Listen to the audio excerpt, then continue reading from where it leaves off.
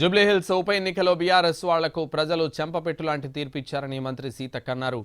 CM Revanth Reddy పాలన ఏంటో ప్రజలే తమ తీర్పుతో చెప్పారని తెలిపారు.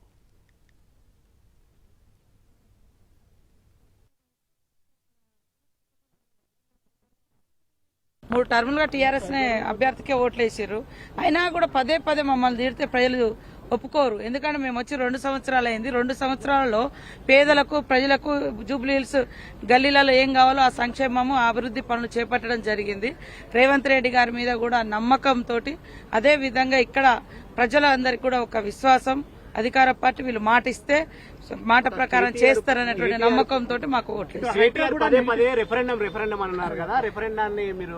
ఇప్పుడు రిఫరెండం అని అన్నారు. మా సీఎం గారు కూడా ఏదైతుందో చూద్దామని చెప్పడం జరిగింది. కానీ ఈ రోజు కేటీఆర్ గారు మాట్లాడాలి. ఇంకోటి ఏదో గల్లీలో మేము అద్దాల మేడలాలు ఉంటే ఏదో గల్లీలోకి తీసుకొచ్చాడు. మా సీఎం గారు ఏ సీఎం తిరిగినట్లుగా వరదలు వస్తే, బురద వస్తే, వినాయక చవితి అంటే గల్లీ గల్లీకి సర్వీస్ చేసినామంటే పెట్టుకుంటాం. వాళ్ళు మార్పింగ్ చేయడం ఇది మానుకో. ఎవడో మొన్న ఎక్కడదో అది ఆ కార్డు ఏది ఎమ్మెల్యేది, అది మాది కాదే కాదు. అది ఎవడో దొంగది లేకుండా ఆ పేపర్ వల్ల చేసారు, ఆ రాసిన పేపర్ వాడు. అది బండి నెంబర్ లేదు, ఏం లేదు, ఉట్టిదే పెట్టిను. అంటే వాళ్ళు క్రియేట్ చేసి కూడా మా స్టిక్కర్లు ఇక్కడ ఉన్నాయని చెప్పారు. అది మరి మేము ఆడ లేని కూడా లేము. నేనేమో బోరు బండి ఇన్ఛార్జిని, ఎర్రగడ్డలో ఎక్కడో నా బండి ఉన్నదని. అసలు ఆ బండి నెంబర్ లేదు, ఏం లేదు. అది ఆ ఎమ్మెల్యే స్టిక్కర్ కూడా ఎవడో దొంగది సృష్టించింది. ఎవడో సృష్టించాడో వాళ్ళే సృష్టించాడా రాసిరో తెలియదు. ఎంత ఘోరంగా అవసరమా? వాస్తవాల మీద ఉండండి. నేను ఇప్పటికి కూడా బీఆర్ఎస్ పార్టీకి ఒక్కటే విజ్ఞప్తి చేస్తున్నా. రాజకీయాల్లో గెలుపు ఓటములు సహజము. అధికారాలు ఎవరికి స్వాస్థ్యం కాదు. మీరు 10 ఏళ్ళ అధికారంలో ఇక మొత్తం కాంగ్రెస్ ను సమాధి చేసినామని ఎమ్మెల్యేలందరినీ కొనేసిండ్రు ఆ రోజు కూడా. అయినా కూడా ప్రజలు మా పక్షాన్ని నిలబడి రాష్ట్రంలో మాకు గెలిపించారు.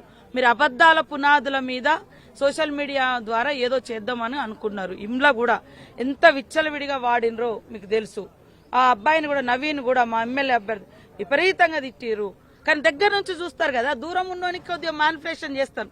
దూరం ఉన్న వాళ్ళ మైండ్ సెట్ కొద్దిగా మారుస్తారు, అవునాట అని. కానీ దగ్గర నుంచి ఇక్కడ ఏం జరుగుతుందో చూసే వాళ్ళకైతే అర్థమవుతాయి కదా. అందుకనే పెద్దలు చెప్తారు, నిజం నిలకడగా నిదానంగా బయటకు వస్తుంది, అబద్దమేమో ఊరంతా తిరిగి వస్తుంది. కేటీఆర్ చేసింది కూడా అబద్దమే మొత్తం ప్రచారం చేసిండు. నిజం అనేది రిజల్ట్ ద్వారా ప్రజలు చెంపపెట్టులా వాళ్ళకు బుద్ధి చెప్పారు. మాట్లాడిందని వాళ్ళకి ఫేవర్ గా పెట్టుకుంటారు. ఇది తప్పు. 3 టర్ములుగా టీఆర్ఎస్ అభ్యర్థికే ఓట్లు వేసారు. అయినా కూడా పదే పదే మమ్మల్ని తీరితే ప్రజలు ఒప్పుకోరు. ఎందుకంటే మేము వచ్చి 2 సంవత్సరాలు అయింది. 2 సంవత్సరాలలో పేదలకు ప్రజలకు జూబ్లీహిల్స్ గల్లీలలో ఏం కావాలో ఆ సంక్షేమము అభివృద్ధి పనులు చేపట్టడం జరిగింది. రేవంత్ రెడ్డి గారి మీద కూడా నమ్మకంతో, అదే విధంగా ఇక్కడ ప్రజలందరికీ కూడా ఒక విశ్వాసం, అధికార పార్టీ వీళ్ళు మాట ఇస్తే మాట ప్రకారం చేస్తారనేటువంటి నమ్మకంతో మాకు ఓట్లు. ఇప్పుడు రిఫరెండం